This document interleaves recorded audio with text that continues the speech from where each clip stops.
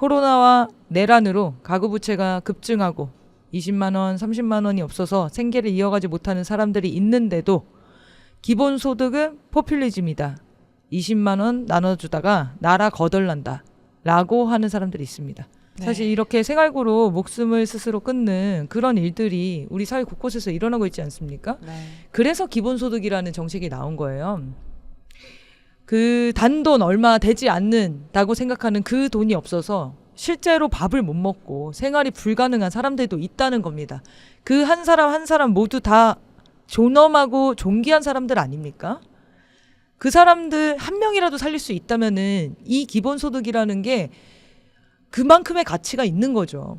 국민들이 자기 삶을 놓지 않는 그런 사회를 만들어야 이분들이 이렇게 어려운 상황이 돼도 국가가 나를 지켜줄 거다. 우리 공동체가 나를 지켜줄 거다. 이런 믿음만 있으면 스스로 목숨 끊는 일이 뭐가 있겠습니까? 그런 사회의 공동체를 복원을 해야 될 것 같습니다. 자, 지기현 얘기 좀 해볼까요? 네. 핵심은 이겁니다. 지기현이 룸사롱을 즐겼다, 좋았다, 뭐 이런 게 중요한 게 아니라 그래서 돈 누가 냈냐고. 네. 이게 핵심 아닙니까? 돈 지기현이 누가 냈냐고. 그렇죠. 지기현이 냈어도 문제는 문제예요. 판사라는 자가 여성 접대원들이 아주 추잡하게 노는 저런 룸사롱에 가가지고 술을 먹고 다니면서 무슨 공정한 재판을 하겠습니까? 돈을 누가 냈고 직무와 관련된 거냐, 재판 거래가 있었냐, 이게 지금 중요한 거죠. 근데 민주당이 지금 파악하고 있는 거는 이거 직무 관련자다라고 얘기하는 거 아닙니까? 네. 자, 그러면 분명히 재판 거래를 했다는 얘기입니다. 지기현만이 아니라는 거예요, 지금. 거기 있는 대법관도 있다고 하는 거고 다른 판사들 이름을 대고 있다는 겁니다. 전화해서 돌리면은 지기현 아니 주진우 기자가 막 전화해 돌리면은 아니 나 지기현은 모르는데 다른 판사를 알아. 이런 지금 제보들이 나오고 있다는 거예요. 근데 이걸 막을 수 있다고? 그래서 진짜 상식적으로 합리적으로 판단을 한다면은 지기현을 빨리 감찰을 하거나 징계를 먹이면 되는 겁니다. 근데 사법기관이 그걸 못해. 자, 국힘당은 또 어떤 수준이냐면 저 박수영 의원인데 제가 미쳐버리겠습니다 진짜. 얼마나 안 믿고 싶으면 저 지경으로 안 믿게 됩니까? 아니에요. 제가 보기에는 AI라는 걸 모르는 것 같습니다. AI 사진 그 제작을 과정을 전혀 모르는구나. 네, 조작이라 할 수 있다 이렇게 얘기하잖아요. 그래서 지금 극우 진영에서 저 사진을 뿌리면서 네. 아니 삼겹살집을 위해서 삼겹살 먹는 지기현 사진을 아래를 오려서 조작해서 뿌리고 있다는 거예요. 룸사롱이라고. 아, 그럼 저 모습이 진짜 지기현인 줄 알고 있는 그런 거잖아 거예요. 지금. 진짜로 삼겹살을 구워 먹는 장면이라고 생각. 여러분 삼겹살 누가 저렇게 좁게 세 명이 다닥다닥 붙어서 구워 먹습니까? 젓가락질도 못하겠네 부딪힐까봐. 그게 아주 상식적인 가운데 판단이 안 있는 돼. 사람은 아예 젓가락도 못 들었어요. 먹여주는 건가 보다. 아, 양쪽에서 손 안 쓰대. 돈 낸 사람이라. 돈 낸 사람이라. 그러니까 그런 게 아니면은 사진을 보고 이상하다고 느껴야 되는 거 아닙니까? 근데 이거를 지금 국힘당 국회의원들이 저런 사진 뿌리고 있어요. 조작이라면서. 아, 진짜 참담하죠. 자, 그런 와중에 전국 법관 대표 회의가 26일 날 열리는데 민주국가에서 재판 독립은 절대적으로 보장돼야 할 가치이다. 맞죠, 맞지. 네. 근데 그 재판부가 대법원이 정치에 개입하면서 이 독립성이 무너진 거 아닙니까? 네. 근데 그 얘기가 없어. 그 얘기가 없고 재판 독립은 절대적으로 보장돼야 된다. 그리고 재판의 공정성과 민주적 책임성을 준수하기 위해서 노력하겠다? 아니 노력하는 게 아니라 지금 터진 일에 대한 입장이 필요하다니까요. 그러니까 그때 당시에 그 법관들의 분노에 맞는 과연 안건인가 이런 생각이 좀 들어요. 판결에 대한 비판을 넘어 판결을 한 법관에 대한 특검, 탄핵, 청문 절차 등을 진행하는 건 사법권 독립의 심각한 침해임을 천명하고 재발 방지를 촉구한다. 이걸 안건으로 하자. 그리고 이 안건에 대한 공개 투표를 진행하자 이런 얘기를 해요. 이런 안건에 제안을 했다는 겁니다. 그래서 네. 실제로 이 내용으로 안건이 상정된 것 같지는 않은데 판사들의 수준을 알 수 있죠. 감히 판사를 탄핵해? 감히 판사에 대한 특검을 진행해? 감히 청문회에 판사를 불러? 이건 사법권 독립 침해야.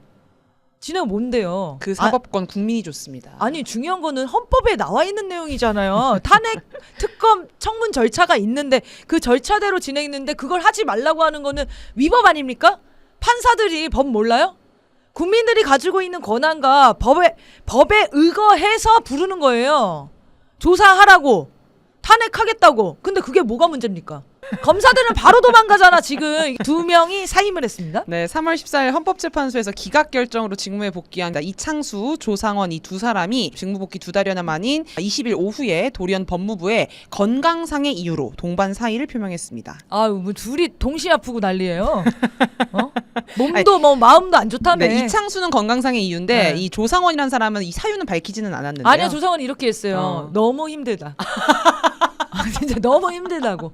그러니까 당연히 힘들죠. 김건희 무혐의 주고 돌아가는 판을 보니까 김건희 날리는 카드 같고 서울 고검에서는 재수사한다고 하고 네. 이러다가 자기 또 그 불법 상황이 밝혀지면 탄핵당하면 변호사도 못해요. 근데 정권 바뀌고 나면 이게 분명 감찰이 들어올 거란 말이죠. 당연하죠. 그때는 징계 이거를 못 내기 때문에 사의를 지금 빨리 런하는 거 아니냐. 사의런. 완전히 네. 지금 빛의 속도로 빨리 손절하고 싶어서 도망가는 겁니다. 이창수 어떤 잔데요? 네. 뭐야 수사 자료에 김건희 이름이 거의 3분의 1이 나오는데도 무혐의를 줬어. 한 번도 면죄부 소환하지 않고 본인들이 찾아가서 조사하고. 그리고 자기 부하들을 대통령실 경호처 부속청사로 보내서 야, 네. 그렇죠. 출장 검사, 콜검. 네, 콜검. 콜검을 만들었던 두 요주의 인물이에요. 근데 김건희랑 손절치고 나가고 있습니다. 네. 자, 이 말은 검찰에서는 김건희 소환이 임박했다라고 보여지는 것 같아요. 김건희 수사, 김건희 처벌 별로 얼마 남지 않은 것 같습니다. 그리고 저는 열받는 게 이 조상원 서울중앙지검 4차장 이 사람이 뭐라고 했냐면 탄핵에서 8대 0으로 저희 무고함이 밝혀졌다. 아, 죄송한데 판결문 좀 읽으세요. 헌재에서 너의 무고함을 언제 밝혔어? 네, 이렇게 얘기했습니다. 증거를 수집하기 위해서 적절한 수사를 했거나 수사를 지휘 감독했는지는 다소 의문이 있다라고 판결문에 나와 있어요. 이건 감찰하라는 얘기잖아요. 네. 왜 이렇게 다 글을 못 읽지? 아, 얘들아 진짜 왜 이렇게 글을 못 읽지? 너무 난독증이에요. 이 정도면 무고함이 어디서 밝혀졌습니까? 무고했으면 그 자리에 있으면 되는 거 아니에요? 왜 사임해요? 너무 힘들다며. 마음이 막 참담하다며. 마음이 너무 힘들어가지고 못 버티겠다며. 왜 힘드냐고. 무고한데 열심히 하면 되는 것을. 자, 얼마나 김건희를 막기가 힘드냐면 계속 뭐가 나와서 그래. 아니 이게 지금 주가 조작만 문제가 아니에요. 건진에서만 이만큼, 명태균에서 이만큼. 명태균 때문에 고지서면 소환되고. 야, 이거 실드 못 친다. 근데 점점 가면 갈수록 좀 짜쳐져요. 너무 짜쳐. 그러니까 왜냐면 이제 잡다한 것들까지 다 끌어내다 네, 보니까 네. 이거 종합특검 꼭 필요한데. 자, 그러니까 이번에는 이게- 명품 세탁이에요. 네, 김건희 여사의 수행비서인 유경옥 씨가 건진법사한테 이제 샤넬백을 받았는데 받고 나서 자기 스스로라고 얘기는 해요. 자기 스스로 100만 원 웃돈을 주고 교환을 하고 샤넬백을 또 그게 마음에 안 들어서 200만 원을 웃돈을 주고 또 교환한 사례가 지금 나왔습니다. 이게 세탁인 거예요. 그러니까 만약에 이걸 그대로 가지고 있었으면 이걸 누가 샀는지 기록이 남아있기 그쵸. 때문에 자기가 100만 원 얹어서 다른 제품으로 바꾸면 자기가 산 게 되잖아. 그게 변경을 하면서 2번을 변경한 겁니다. 이렇게까지 이 백이 중요했습니까? 그러니까 애초에 이 백 자체도 1,000만 원 상당이라고 하니까 최종으로는 1,200만 원짜리 백을 이제 산 거죠. 이 유경옥이 모든 그 뇌물들을 청탁하는 거를 담당하는 사람이었나 봐요. 그러니까요. 그 유경옥 핸드폰이랑 이런 것만 팔면 되는 거 털어야죠. 아니에요? 최재형 목사도 유경옥이랑 직접 연락하면서 잘 받았다고, 연락도 받았다는 겁니다. 자, 그러면은 당연히 이거 통일교에서 어떤 부정 청탁을 위해서 이 백을 건넨 거겠죠. 여전히 충성하는 김건희랑 윤석열 여전히 충성하는 자들이 있는데 그 충성을 다 바치는 심우정이랑 이창수 이런 사람들이 있는 거잖아요. 네. 근데 이창수가 지금 손을 떼고 날라갔습니다. 나가버렸어? 네. 이거 못 막을 것 같은데? 자, 거기까지 밀어붙여야지만 이 김건희를 반드시 구속시킬 수 있는 거죠. 김문수가 네. 지지율이 40%를 넘겼다. 박빙이다. 이재명이랑. 네. 말도 안 되는 여론조사가 있더라고요. 이재명 후보 46.0, 김문수 41.6으로 네, 집계됐다. 오차범위 내다 이런 얘기 있습니다. 뭐 꼬마 명태균들이 여기저기 막 돌아다니네요. 에브리 리서치라는 곳에서 여론조사를 한 거예요. 그래서 네. 찾아봤죠. 네. 에브리 리서치가 도대체 어떤 여론조사를 하고 다니냐. 찾아보니까 윤석열이 탄핵 당하고 그 심판 과정에서 윤석열 지지율이 계속 높아지고 있다. 이 여론조사를 계속 보도하던 곳이에요. 이런 여론 조작 행위들이 계속 이뤄질 겁니다. 근데 중요한 거는 실제로 단일화 곧 이뤄질 거잖아요. 이제 4일 안에 단일화 하자는 게 김문수의 주장이고 이준석은 계속 간보고 있는데 이 단일화를 위한 지지율 조작 행위들이 계속 이뤄질 거라는 거예요. 그렇죠. 김문수가 어느 정도 나오고 이준석이랑 합쳤을 때 이재명을 이긴다라는 결과가 있어야지 단일화일 거 아니에요. 네. 그래서 이준석도 실제로 그런 얘기를 하는 거 아닙니까? 특단의 대책이 필요할 때가 온다. 이런 얘기를 해서 단일화 가능성이 열려 있는 겁니다. 저는 분명히 끝까지 시도할 거라고 보는데 그러려면 명태균이 필요한 거야. 그렇죠. 명태균을 풀어준 이유도 그거겠죠. 이 명태균의 여론조사 기술들을 여기저기 뿌리고 다니면서 이 단일화를 반드시 해야 된다라는 여론을 만들게 될 겁니다. 자, 그 역할을 하는 업체 중에 하나가 이 에브리 리서치. 근데 이 에브리 리서치가 진짜 얼마나 별로로 나오냐면 광주 전라에서 김문수가 31%가 나온다는 거예요. 근데 이거를 국힘당, 한경, 문화일보에서 다 퍼다주고 있어요 지금. 말이 안 되죠. 그런 식으로 사람들을 집결시키는 거죠. 네. 자, 그리고 또 여론 조작뿐만 아니라 댓글 조작도 막 하고 있어요. 우리 준서 준이의 아버지. 평택에서 카페 하는 준우 아빠입니다. 같은 아이디로 뭘 써요. 네. 자, 그 다음 파주 산단 다니는 준이 아빠입니다. 자, 밑에 투쟁 동탄 사는 민주시민 준서 아빠입니다. 이제 이 의혹에 대해서 뉴스타파가 물어봤어요. 네. 그랬더니 뭐라고 했냐면 자기는 그 여러 가지 이제 사례들을 들으면서 1인칭 시점으로 조금 각색해서 얘기를 전달하고 있는데 문제는 이게 일단 선거법 위반이고요. 이걸 가지고 국힘당이 다 퍼날랐잖아요. 그것도 선거법 위반이에요. 보여주십시오, 사진. 이걸 가지고 국힘당이 마치 사실인 양 포스터를 만들어서 뿌리고 있는데 뿌리는 것만도 문제가 아니라 국힘당의 그 카톡 방이 있어요. 네. 거기서 조직적으로 퍼뜨리고 있잖아요. 조직적으로 그러니까 한 번에 퍼뜨리면 또 티가 나니까 1일 1차 9시에 퍼뜨리고요. 2차 11시, 3차 15시, 4차 17시, 5차 후보 일정표 확정 완료 시점 이렇게 해서 집중적으로 저홍보물을 뿌리고 있어요. 네. 자, 이런 게 가짜뉴스다. 미국에서 되게 흥미로운 기사가 나왔어요. 지금 피트 헤그세스 미국 국방부 장관이 미군의 아프가니스탄 철수를 평가할 특별조사 패널을 구성하겠다고 했는데 당시 아프가니스탄 철수가 굉장히 처참하고 부끄러운 철군이었다.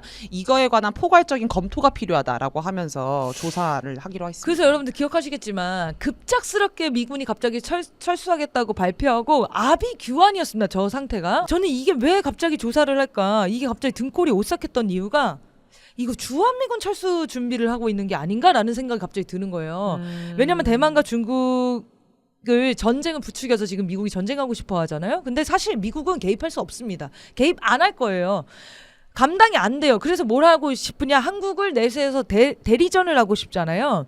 근데 대리전을 하다 보면은 당연히 중국 입장에서는 어디를 먼저 때리겠어요? 주한미군 기지를 먼저 때리죠. 그렇죠. 평택 먼저. 그러면 미군이 참전을 안 할 수 없습니다.